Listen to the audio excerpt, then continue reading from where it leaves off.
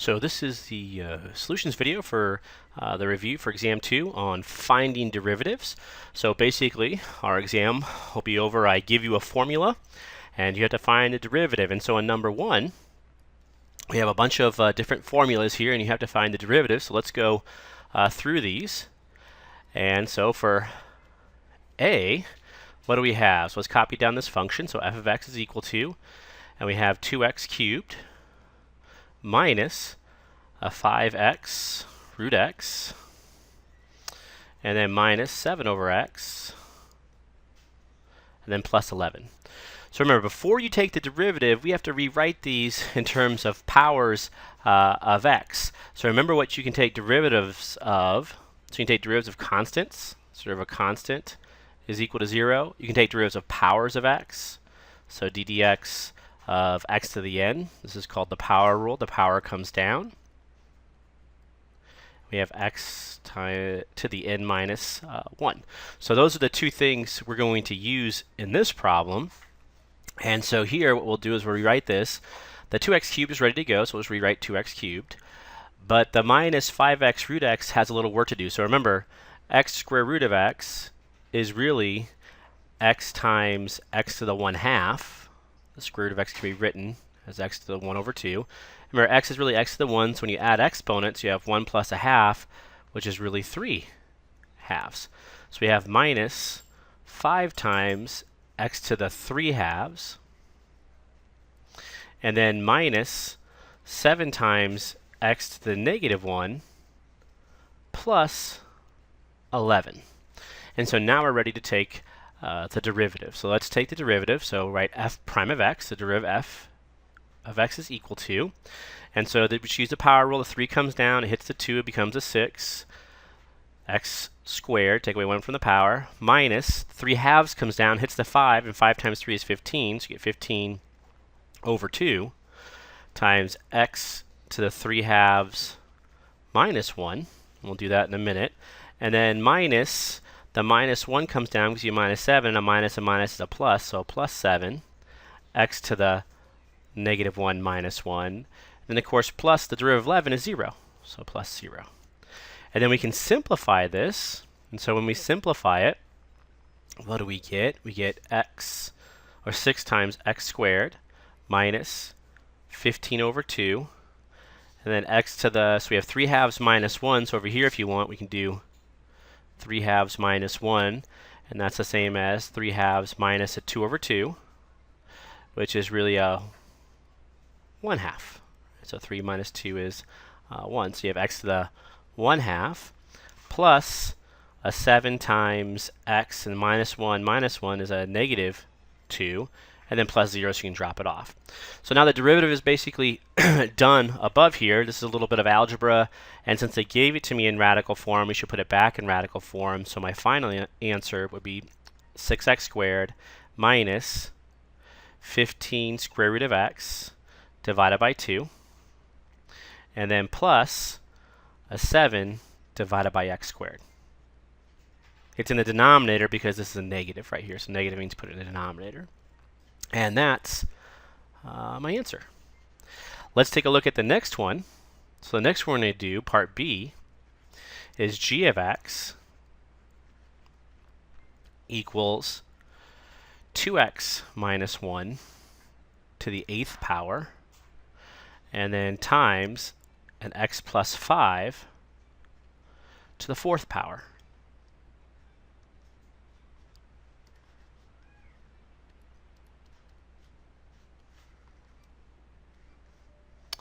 Alright, so on this one, we're still going to use basically these two rules here, but combined with the product rule. So remember, the product rule says what? It's the derivative of the first, so just like f prime times the second, g, plus the first times the derivative of the second. So what you have to do is you have to see here, you have to use a product rule, and inside that product rule, we're going to use a chain rule. So what's happening here is you have a first function, which is this one right here, and we also have that second function, which is the one next to it, and we're multiplying, and so we'll just use that little product rule, and we'll say, okay, so g prime of x, the derivative of g, is equal to the derivative of the first, so that 8 comes down, we get 2x minus 1 to the 7th power. That's derivative of the outside. And then don't forget the most common mistake, derivative of the inside, which is just the number 2. Derivative of 2x is 2 minus 0, so we just write 2. Then times the second, so x plus 5 to the 4th power.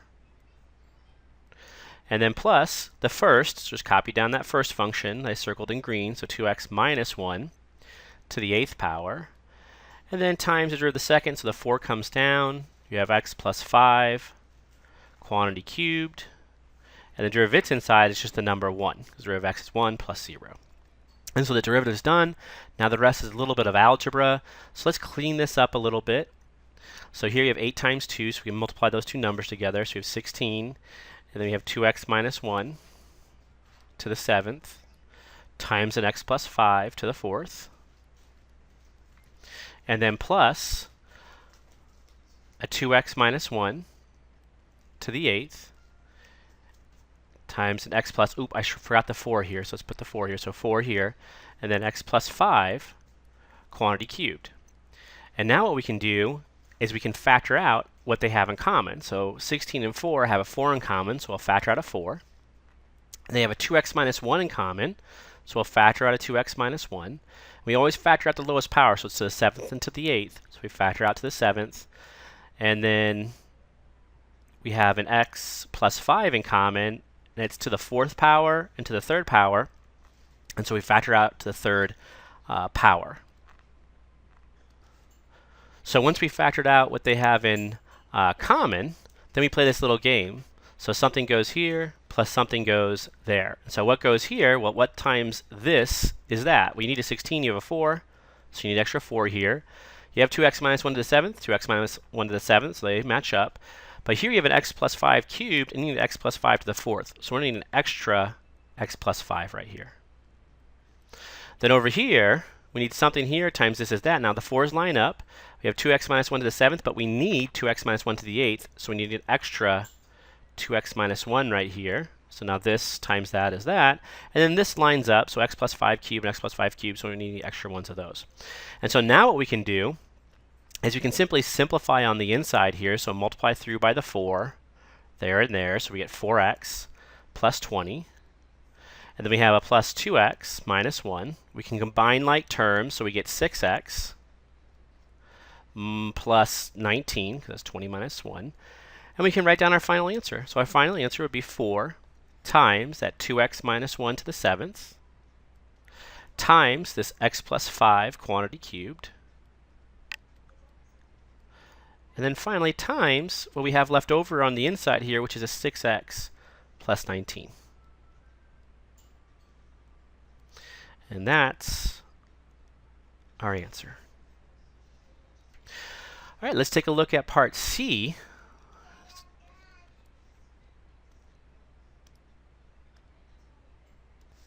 So in part B, what we were doing, we were mixing some rules. We used the product rule with the chain rule inside it. And now part C, we have h of x equal to the square root of x plus 2 divided by x minus 7. And so again, we're going to mix some rules. We're going to use the chain rule because it's the rule that involves everything.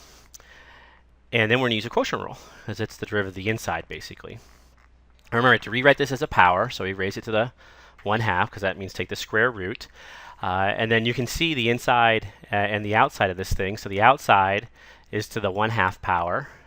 And of course the inside is that quotient, x plus 2 divided by x minus 7. And so let's take the derivative. We'll use the chain rule. So h prime of x is equal to that 1/2, that's through the outside, it comes down in front, times, keep the inside the same for right now, so x plus 2 divided by x minus 7. And then that's raised to the 1/2 minus 1, which is a negative 1/2.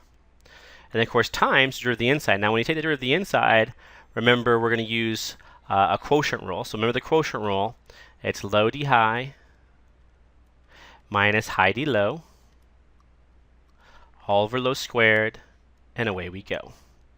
And remember the high is the x plus 2, so let's see here, we can remember the high right here is the x plus 2, this is the high, and of course the low is the x minus 7. And so low d high, so we copy down the low, x minus 7, The derivative of the high is just 1, because the derivative of x is 1 plus the derivative of 2 is 0.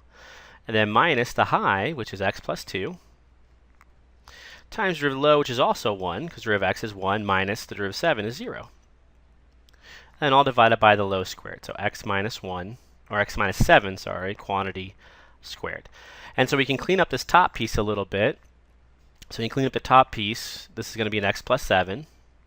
And then distribute that minus sign through, so it's going to be a minus x and a minus 2. So minus x minus 2. So we see the x's are going to cancel, and 7 minus 2 is the number 5. And so this will be equal to, so what we have is 1/2. We'll have, since it's negative, we can flip this thing, so we'll have x minus 7 to the 1/2 on top, and an x plus 2 to the 1/2 on the bottom. And then all times, we'll have a 5 on top and an x minus 7 squared on the bottom. And we can simplify this a little bit further, because you'll notice we have an x minus 7 on top and x minus 7 on bottom to different powers.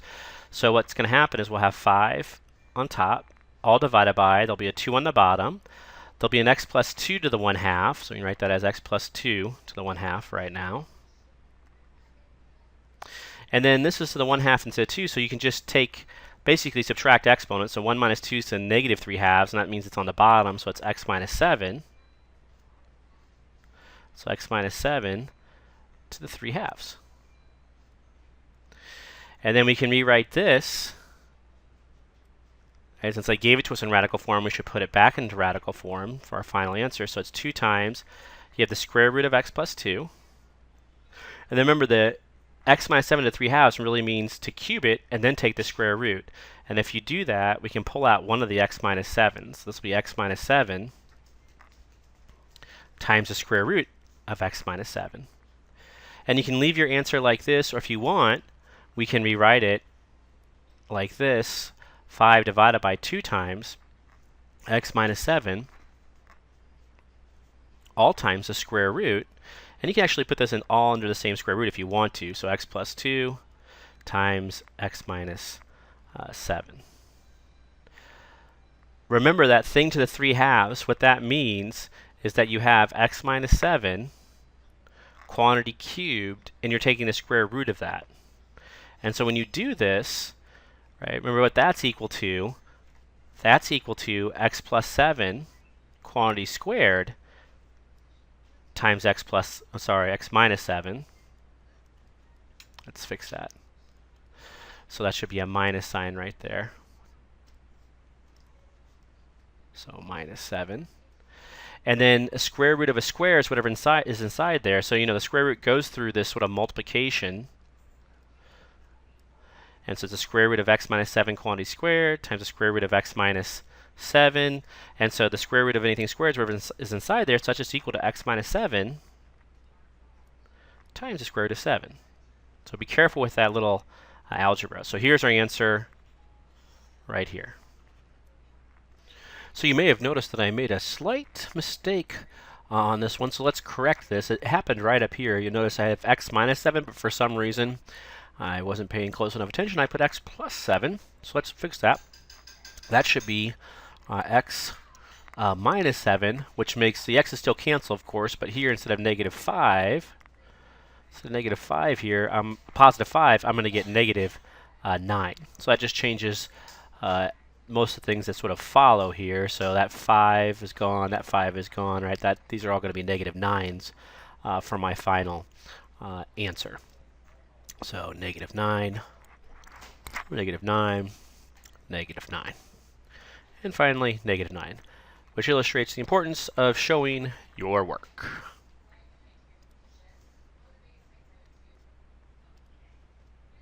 So that one was one with a chain rule with a quotient rule inside of it. If you look at the next three, so what do you want to notice about the next three?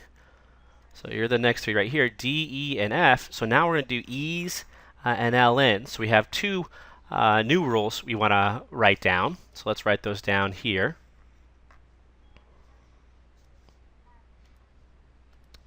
So for part D, we have two new rules that we want to use. In D, we're just going to basically use this rule: derivative e to the x is e to the x. So now we can take derivatives of these sort of natural exponential functions. And then d dx of ln of x, so the natural logarithmic function, is 1 over x. We'll use that in parts E and F. So let's write down D here. So D is f of x equals e to the negative x, all divided by 1 minus x.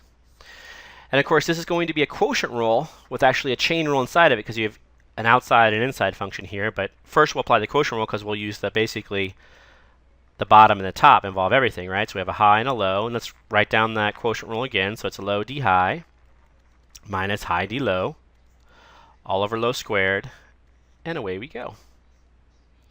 And so the derivative of f prime of x, is equal to, and we just follow the rule. So we write down the low. So low is 1 minus x. Make sure you put it in parentheses, because 1 minus x times everything that follows here with the derivative of the high. And derivative of the high, you have an outside and an inside. So here's your outside function right here, the e function. And the inside function is the negative x. So derivative of the outside is just e again. So you write down e to the negative x. And then the most common mistake is forgetting the derivative of this inside. So remember, the derivative of negative x is just negative 1. And then we have minus the high function. So you copy down the high, which is e to the negative x. And then times derivative of low, which is just a negative 1. Remember, the derivative of 1 is 0, minus derivative of x is 1, so minus 1. So negative 1. And all divided by low squared. So 1 minus x quantity squared. Now be careful here. A lot of times, students will want to cancel off this 1 minus x right here. And you can't do that because you're subtracting. So what you might want to do first is you might want to kind of rearrange the terms a little bit. And there are a couple ways to do this. What I like to do is I just like to get rid of that negative 1, so I multiply it through here. So what I have here, instead of 1 minus x, I get x minus 1. So I distribute that negative 1 through, so that becomes negative 1, that becomes positive x, which is x minus 1. Then you have the e to the negative x, and then a minus times a negative is a positive, so you have plus e to the negative x. And this is all divided by 1 minus x quantity squared. And then finally, I'll factor out what they have in common. So what they have in common is this e to the negative x right here. So I'm going to pull that out in front. So I have e to the negative x times something plus something, all divided by 1 minus x quantity squared. And so something goes here times this is that. Of course, that's just the x minus 1. And something times here times e to the negative x is e to the negative x, so that's just a 1. And when you simplify on the inside, what you're going to notice is that minus 1 and positive 1 are going to cancel. So I just get an x. And so my answer would simply be x times e to the negative x, all divided by 1 minus x quantity squared. You can leave it like this, or if you want, because that's negative, you can put it in the denominator. So you could write this as x times e to the x, then all times 1 minus x quantity squared downstairs there. Either answer is good. It really doesn't matter which one you give me. They're both, I would consider them both being pretty much simplified. Okay, let's look at part E now.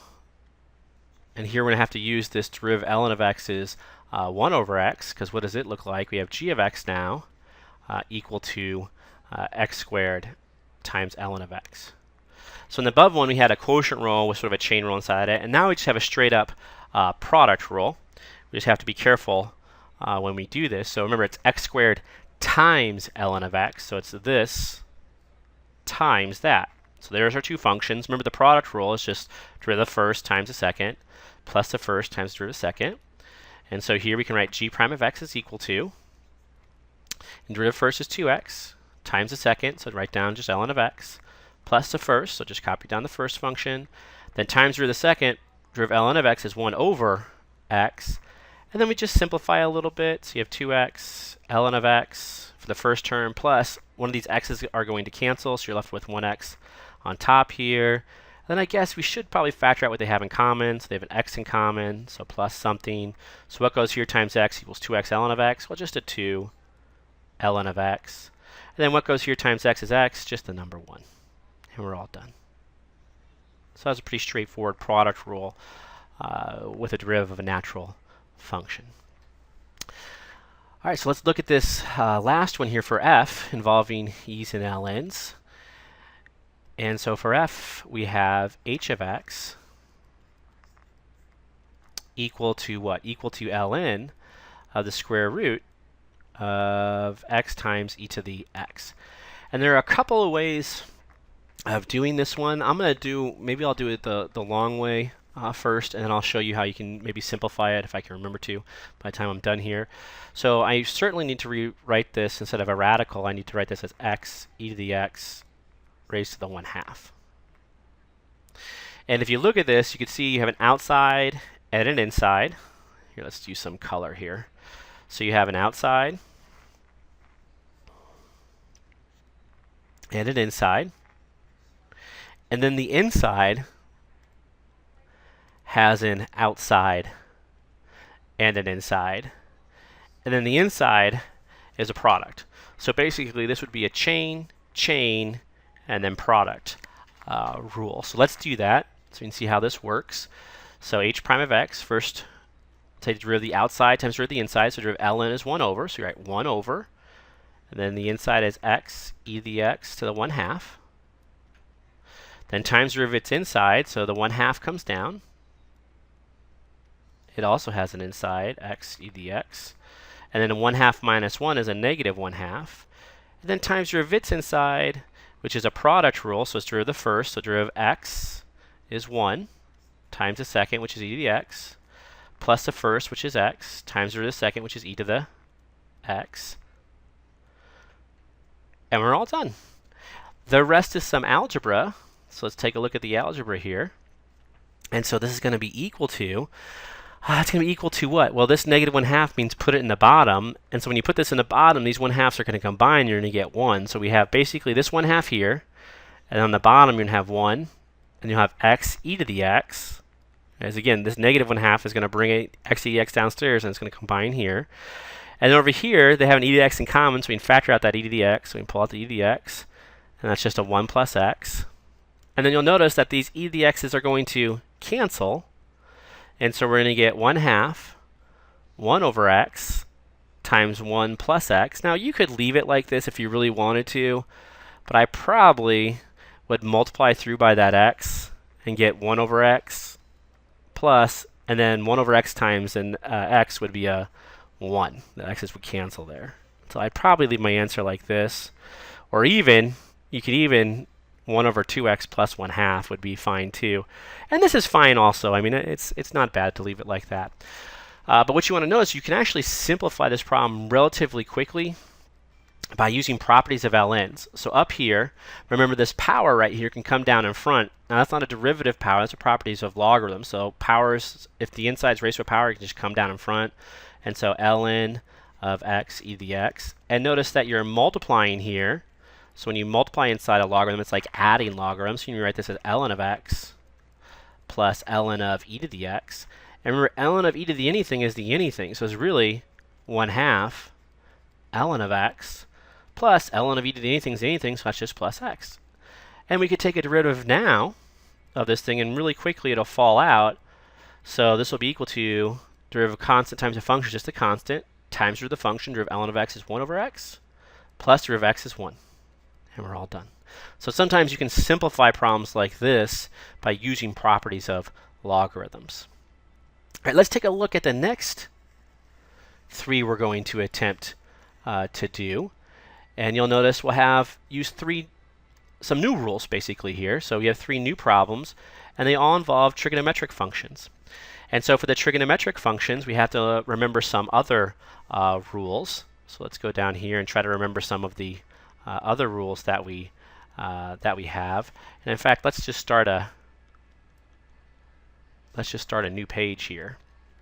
Okay, so we're going to do G. Right, G8, GH, and I. And for these, we need to remember some of the derivative rules for the trigonometric function. So you have derivative sine of x, derivative cosine of x, right, derivative tan of x. And then you have their sort of partners over here, the derivative of cosecant of x, derivative of secant x,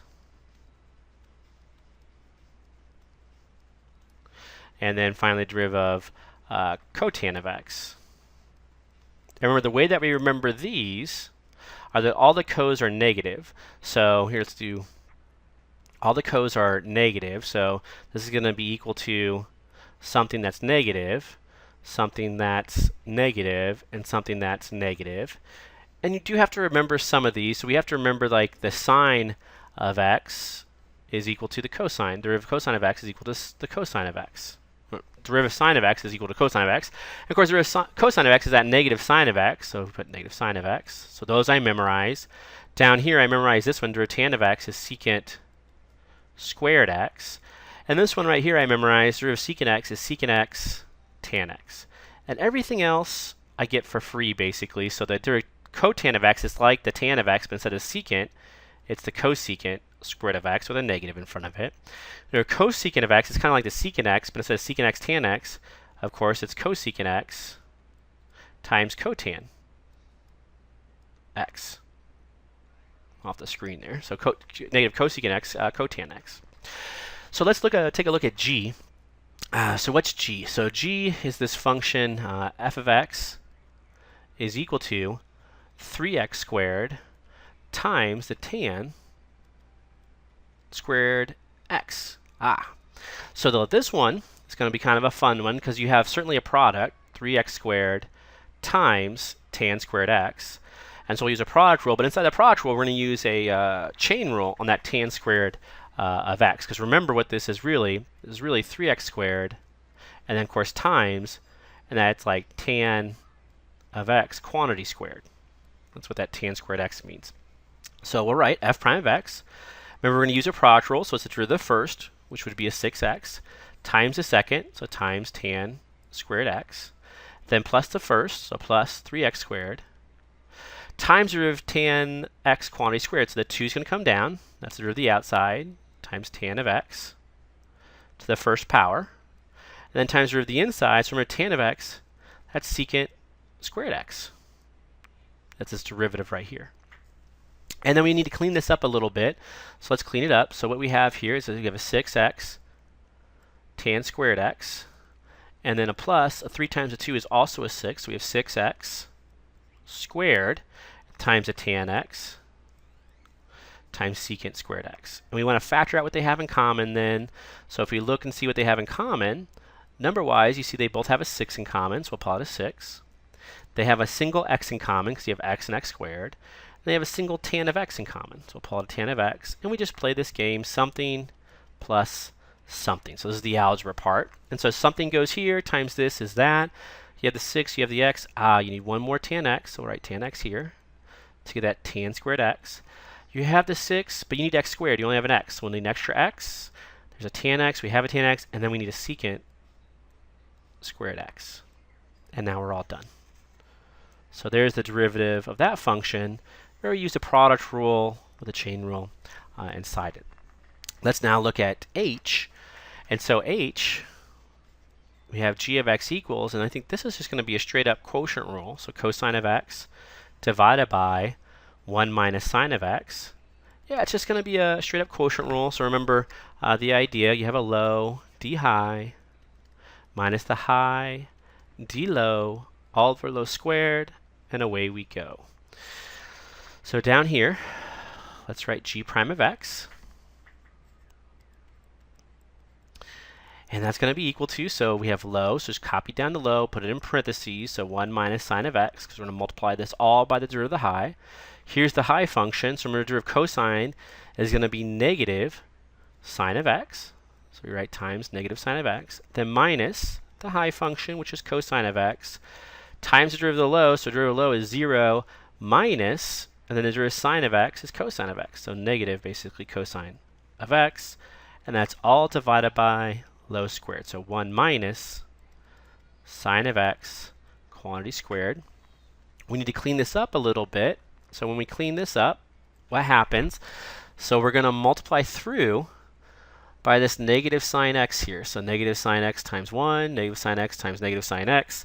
So we're going to get a negative sine x, and then a minus times a minus is a plus sine squared x. And then a minus will be another plus, and then cosine of x times cosine of x is cosine squared x. All divided by low squared, so 1 minus sine of x, quantity squared. When I see this, my brain starts to sort of ding because I know this sine squared x plus cosine squared x is actually the number 1. So this is really equal to negative sine x plus 1, and then all divided by 1 minus sine of x, quantity squared. And then when I see this, my brain really starts to ring and says, well, hold on, you're not quite done, because remember, this negative sine x plus 1 could be written just like the bottom as 1 minus sine of x, just by rearranging the terms, because addition's commutative in the sense that 2 plus 1 is the same as 1 plus 2. And so then on the bottom you have 1 minus sine of x, quantity squared, and of course one of these cancels with one of those, and so my final answer would be 1 divided by 1 minus sine of x. So the last one that we have involving these trigonometric functions, so the last one was a quotient rule, and now we kind of put a bunch of stuff together. So h of x is equal to, and here's where you have to be careful, so we have cosecant of x times ln of tan of x. And so usually the trickiest part about problems like this is trying to figure out which rules to use first and what rules to use. So remember, if you read it aloud, you can kind of say, it kind of tells you what to do. So cosecant of x times ln of tan of x. So this is really a product rule. So you have a first and a second.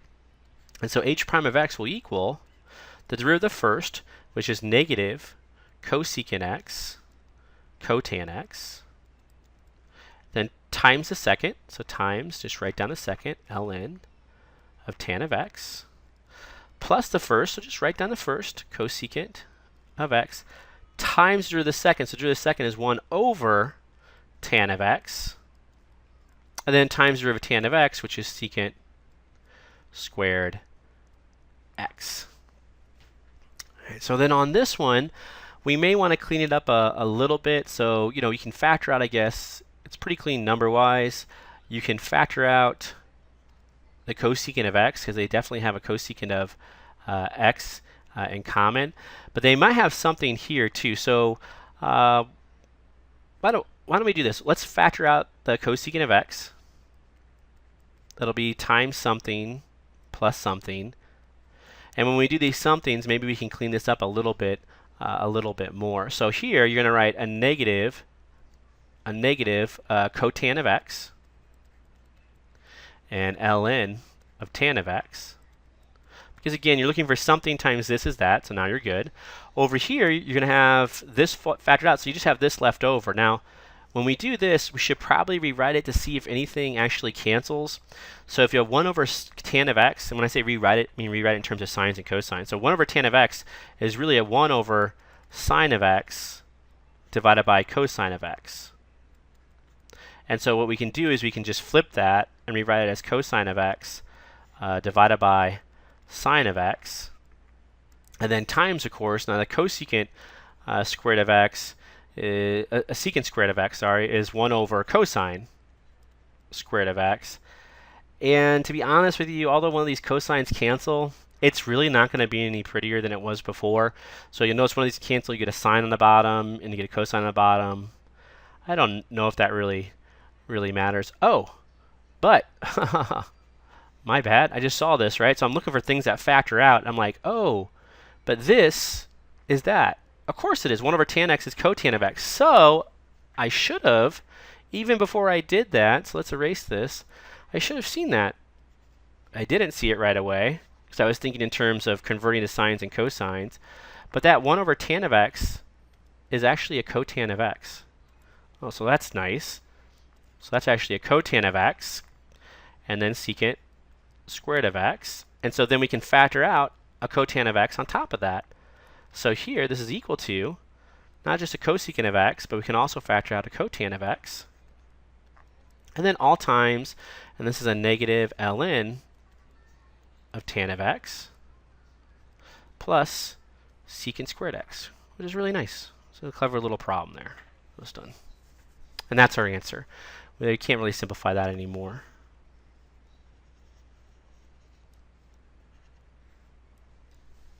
All right. Let's go back up to the problems again. So back up to the beginning. So now we're on J, K, L, and M. And so now these are problems we did, but I think they're more challenge type problems. They're a little bit more challenging type problems. Now, I think L is probably a pretty decent problem, although I think it might be a little hard for, a little challenging for a test. But let's do these. The idea of these is if you can do these, I think you'll be able to do any of the problems that I give you, any of the more challenging problems I might give you on the test. And I typically don't give you things like log base 3 or 3 to the x, and I try to stay away from stuff like this, x function to a function, because you have to convert it using e's and ln's. This one down here is not so bad, but let's take a look at them so you can kind of see what I'm talking about. Oops. All right, so let's start here with J, and now J is this function f of x equals, and we have 7 times 3 to the x, and then minus a 5 log base 3 of x. And what's tricky here is you have to remember how to convert, exponential functions and logarithmic functions using e's and ln. So, because those are the only things I know how to take derivatives of, basically. I didn't memorize a general rule for like a to the x, or a general rule for like log base a of x. I didn't memorize those rules, although some of you may have them memorized. I never do, because I just convert them to e's and ln. So the idea is this is the same as 7 times, and 3 to the x I can rewrite as e to the ln of 3 to the x, because remember, e to the ln of the anything is the anything, minus, and then log base 3 of x I can rewrite as ln of x divided by ln of 3. And that, again, that's using the identity, right? So e to the ln of the anything is just the anything. And if you have log base, we usually use b of x of this, you can rewrite this as ln of x divided by ln of b. This is the sort of change of base formula for logarithms. And then I can rewrite these if you want. I can pull that exponent and bring it down in front here. So there's really 7 times e to the x times ln of 3 on the exponent, and minus, I can combine the constants here, so 5 on top, ln of 3 on the bottom, and then that's all times ln of x. So now let's take the derivative here. Now when you take the derivative of a constant times a function, you do not need the product rule. Sometimes I'll see you guys use a product rule on this. I'm like, you can, but you tend to mess up the algebra, so it's easier to say a constant times a function. When you take the derivative, it's just a constant, times the function. Now remember, this is actually a chain rule where that's the outside and this is the inside. So to the outside is the same thing again, so e to the x ln of 3. And then times the inside. Now remember that this is just a constant ln of 3 times x.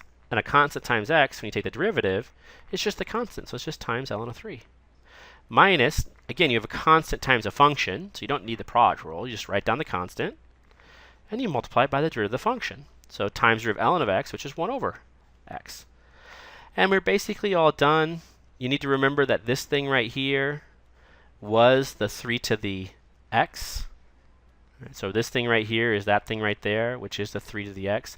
So this is really, if you want, 7 times 3 to the x, and then times an ln of 3, and then minus a 5, and then that x, if you want, you can write down next to the ln of 3. So divided by x ln of 3.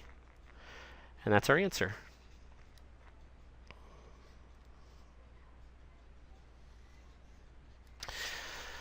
Let's look at the next one. So I was using e's and ln's and converting. And then we move on to k, which again is basically using e's and ln's to convert. So here we have g of x is equal to x to the secant x. So these are sort of more challenging problems with e's and ln's. And only more challenging because you have to convert them first. But the trick is really simple, right? So remember, e and ln, they're very useful because they're sort of computational tools. So you can take any sort of exponential thing and turn it into an e and ln thing, and then use techniques with e and ln's to solve it, basically. So this is, again, e to the ln of the anything is the anything. So it's e to the ln x secant x. And that secant x can then come down in front, because the property of logarithms, powers can come down.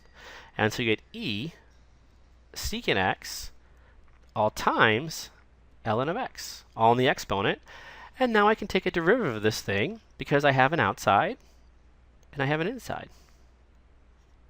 And so the derivative of g, so g prime of x, is equal to, and you just copy down the e again.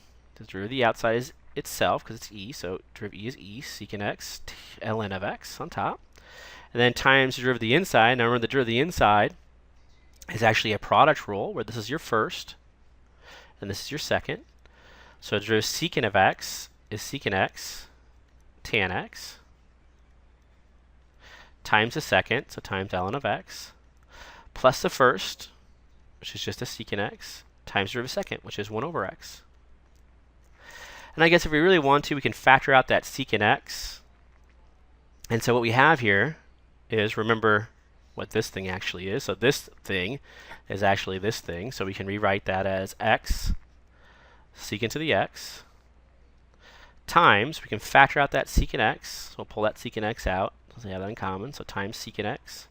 And then times what's left over on the inside there. So tan of x times ln of x plus a 1 over x. I think I would just leave it like that. That's a fine answer.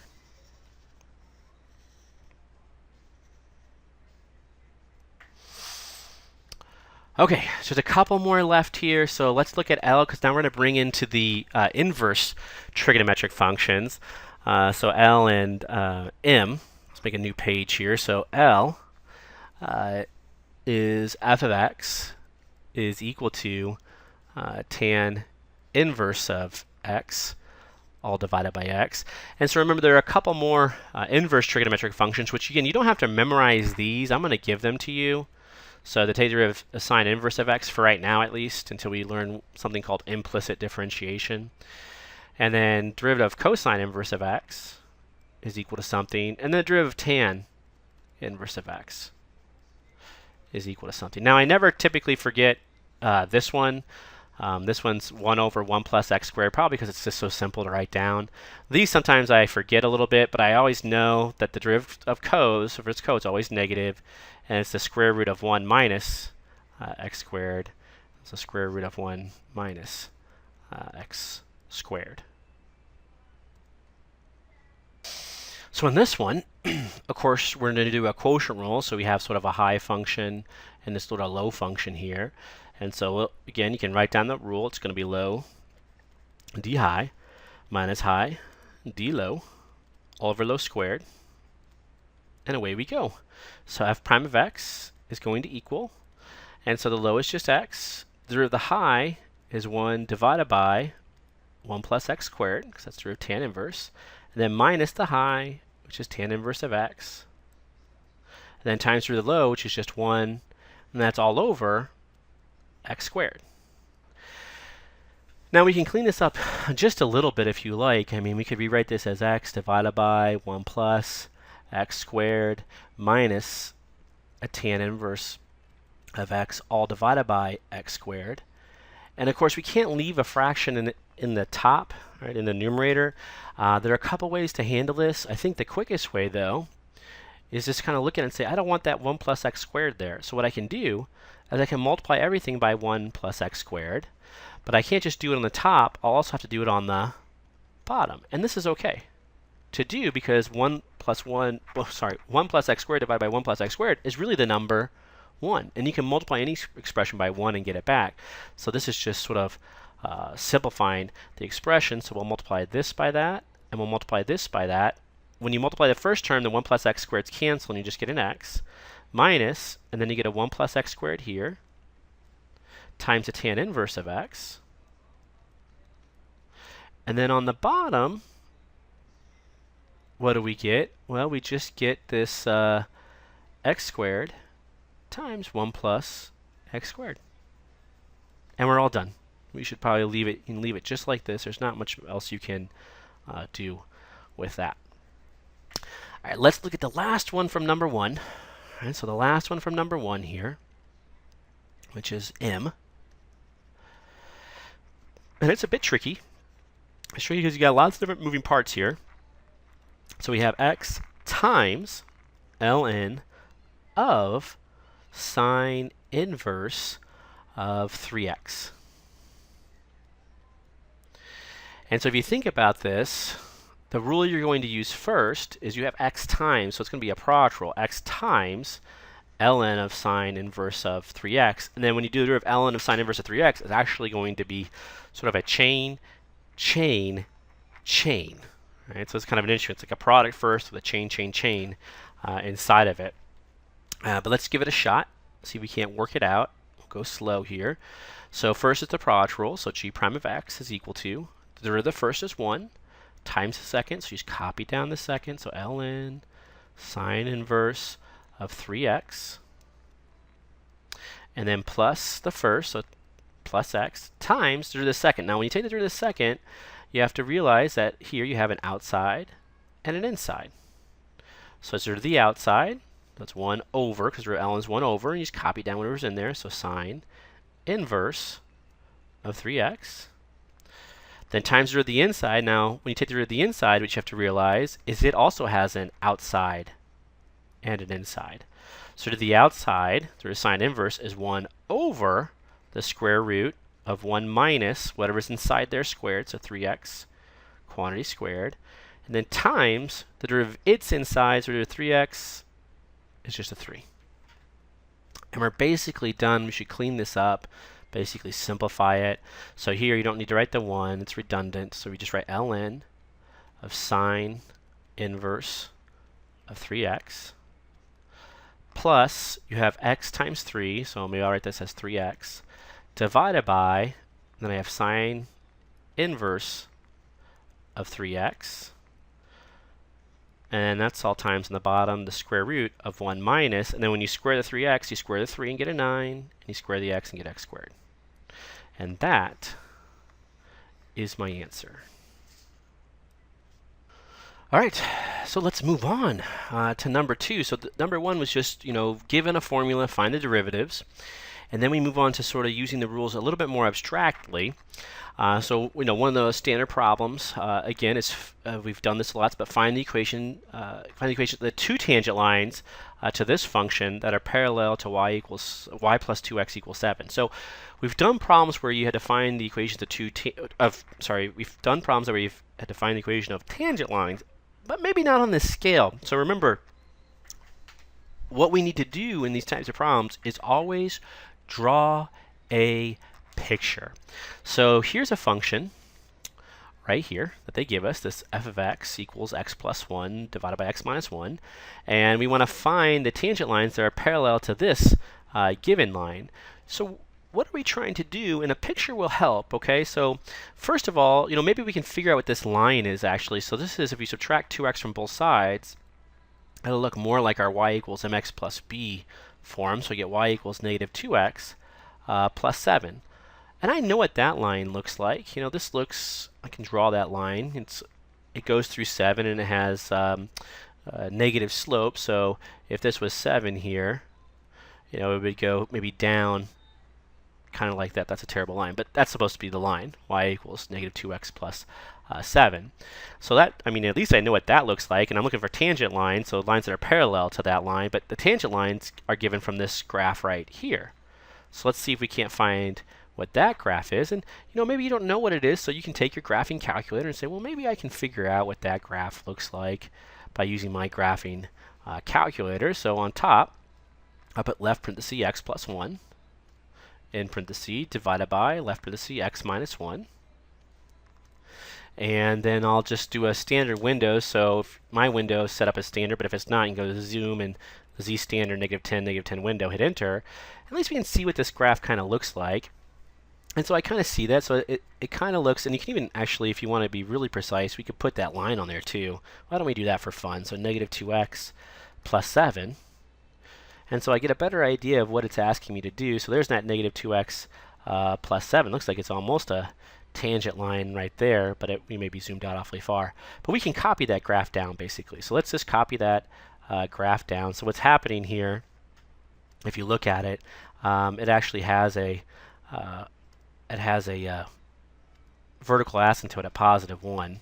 So if this is 1, there's a vertical asymptote right here, and it's kind of doing something like that there, and then over here, starting here, and then kind of going down like that there. And that's just an idea. I mean, it's hard to draw with this tablet again, but what we're looking for are the tangent lines, and what you want to notice is there's probably two of them, because over here somewhere it's probably going to have that sort of same slope. I don't know where maybe it's right here. I'm just guessing, right? Guesstimating or whatever, right? So maybe right around here. Then over here it'll have maybe the same slope. Again, these lines they're supposed to be parallel, really, to that line. So maybe I should just. So hard to draw lines on here, but that's the idea. Okay, so you have these two lines. You're actually looking for the equations of the two tangent lines. And so how are we going to do that? Well, you know the slope of these lines. The slope is going to be -2. How do I know the slope is -2? Because the slope of the line given to you is -2. You can read that off right here. Y equals mx plus b, so the m is -2. And so I immediately know my slope is -2. But the problem is, I don't know these points. I don't know the points on the graph. And so what I need to do is find the points. And once I find the points, I can just plug it in over here to my point-slope form and find the equations of those two different lines. And there are going to be two of them, because you can see there's 2 points, or 2 lines here. Well, think to yourself, okay, so you need to find slope. Your brain says slope. It should say, what is slope? It should say, rate of change. Then it should say rate of change. Rate of change. If I say rate of change, you should say the derivative. So what we need to do is take a derivative of this thing, and then once we find the derivative, which is the rate of change, we can find out when that rate of change is equal to -2. So let's take a derivative of this thing. It's a quotient rule, so it's going to be f prime of x equals, you have a high function and a low function. And remember the rule, it's low d high minus high d low, all over low squared, and away we go. So the low is x minus 1. The high is just 1, which is 1 minus 0. And then minus the high function, so x plus 1. And the low is also 1. Derivative of x is 1 minus 0. And all over low squared, so x minus 1 quantity squared.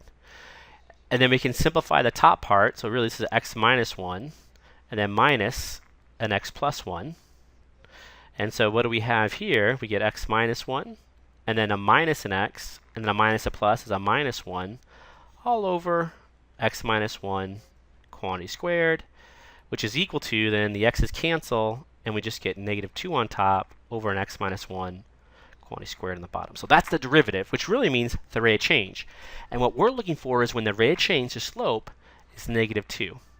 So we can use that -2, but don't plug it in for x, because x is not the rate of change. Plug it in for f prime of x, because that is the rate of change. So what we can do is take this derivative, which is the rate of change, and set it equal to the rate of change we're trying to find, which is -2. So -2 equals -2 divided by x minus 1 quantity squared. So we need to solve that rational equation. And to do that, all you have to do is clear the denominators. So we'll clear the denominators by multiplying both sides by x minus 1 quantity squared. And so on the left, we'll get -2 times x minus 1 quantity squared is equal to, then on the right, we'll get -2 because these will clear the denominators right here. We'll divide out by -2 and get a -1 quantity squared is equal to +1.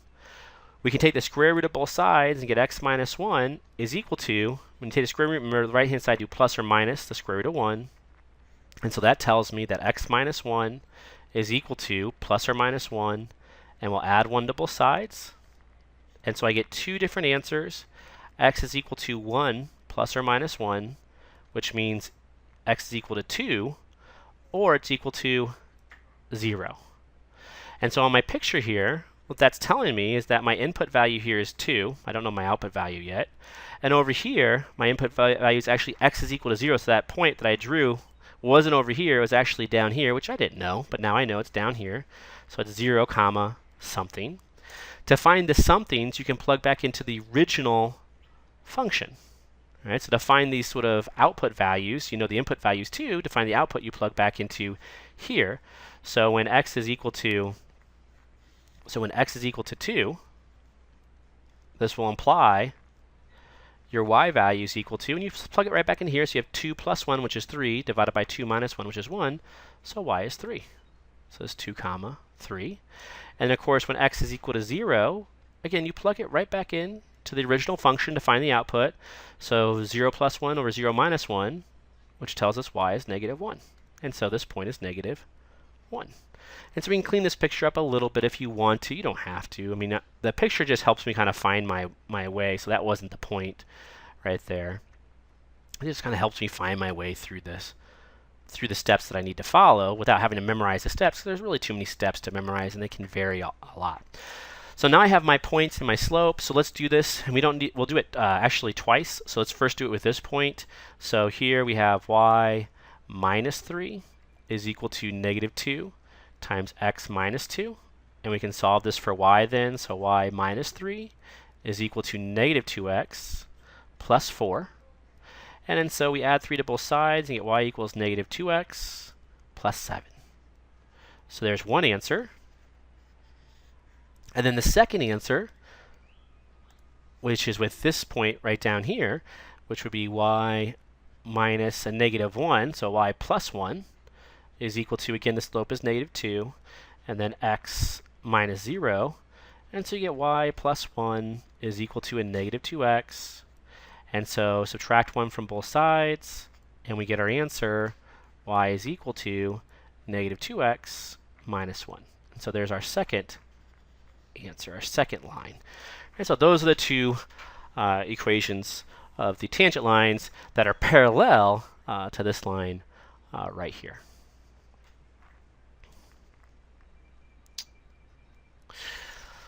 Let's take a look at number 3. So I'm doing these even more abstractly in a sense. So here, what do they give us? They give us a graph of f and g, and they define the function a to be f times g and the function b to be g divided by f. And we want to first find a prime of 2. So to find a prime of 2, we should probably just find what a prime of x is equal to in terms of big F and big G. So it's a product rule, so it's just f prime of x, times g of x plus f of x times g prime of x.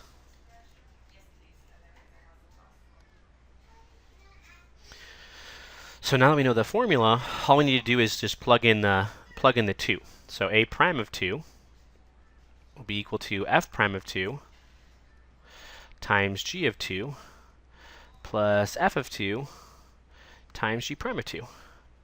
And now we need to go find these things using the graph. We need f prime of 2, g of 2, f of 2, and g prime of 2. So down here, we can write those what they're going to be equal to, and then we plug in, and we'll have our answer. So first, let's just do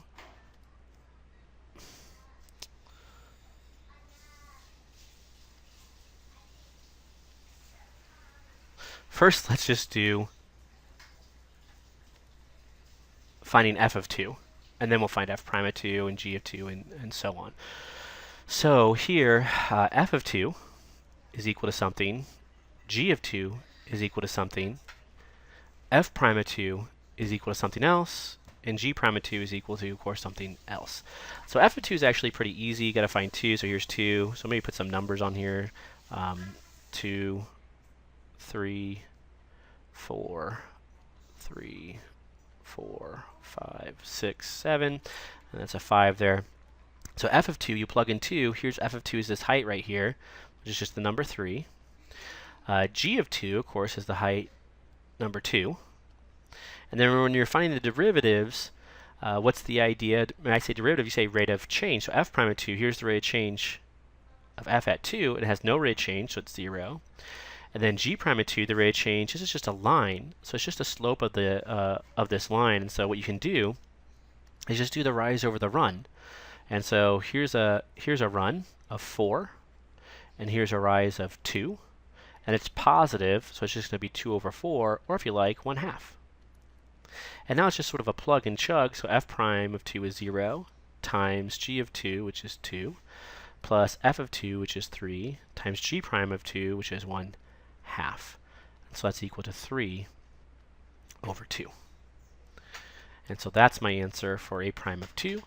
And we can do the same thing to find b prime of 2. So first we find b prime of x, which, be careful, right? You have g on top now and f on the bottom. So remember, it's the low, so f of x, times the derivative of the high, which is g prime of x, minus the high, which is g of x, times the derivative of the low, which is f prime of x, and then all divided by the low squared, which is f of x quantity squared.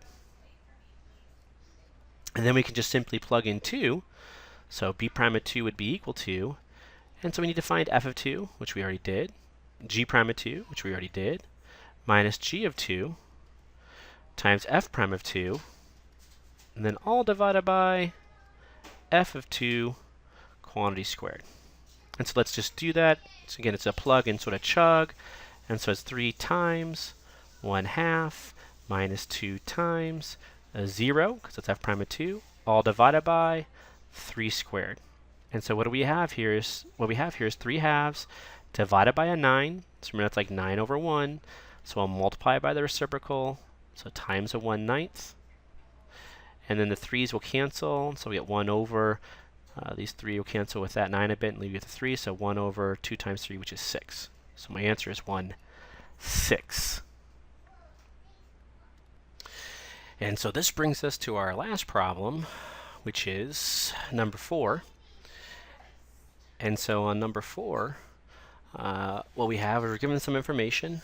F of 3 is 7, f prime of 3 is 5, g of 3 is 3, g prime of 3 is 2, and so we have this part A right here, which is h of x equals x times f of x minus g of x. And so the idea is use this information here to calculate the derivative of h evaluated at 3. So let's give this a shot. Okay, so in part A, first thing you want to do is just find h prime of x. And so when you find h prime of x, you have to realize that this is x times f of x. So take the derivative as a product rule. So derivative of x is 1 times the second plus the first times the derivative of the second, f prime of x.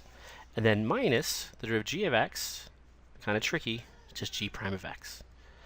And so now what we can do is just plug in 3, so h prime of 3 will equal, and so here you just have a 1, so you just drop it off. So then you just have f of 3 plus a 3 times f prime of 3, and then minus g prime of 3. And now we just plug in the terms that match up, right? So if you want f of 3, we're going to plug in 7. So here this will be equal to 7 plus. And then 3 times, we need f prime of 3, which is just the number 5. So we see f prime of 3, we'll throw it out and put the number 5. And then minus says g prime of 3. So g prime of 3 up here is the number 2. So minus 2. And so that's equal to 7 plus 15 minus 2, which is actually 22 minus 2, which is equal to 20. So our answer is 20. And then finally, for b, let's look at b. So here's my function right here. H of x equals f of g of x minus x squared. And realize this one's actually a chain rule. You have an outside and an inside. So when you find h prime of x, it's a derivative of the outside, so f prime of g of x times derivative of the inside, which is g prime of x. We're using a chain rule there. And then minus derivative of x squared, kind of just threw that on there. It's just 2x. And so now we can find h prime of 3 by simply plugging in 3 for x. So this will be f prime of g of 3 times g prime of 3, and of course that's minus 6. And so then we come back up here and we find first what g of 3 is equal to. So g of 3 is equal to 3. So that'll be f prime of 3. And then times, we need g prime of 3. Now g prime of 3 we already found up here was 2, so times 2. And then minus 6. And now we do what this one says, f prime of 3. So what's f prime of 3? We come up here, there's f prime of 3. Oh, it's the number 5.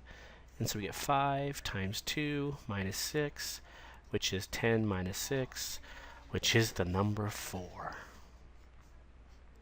which completes this review.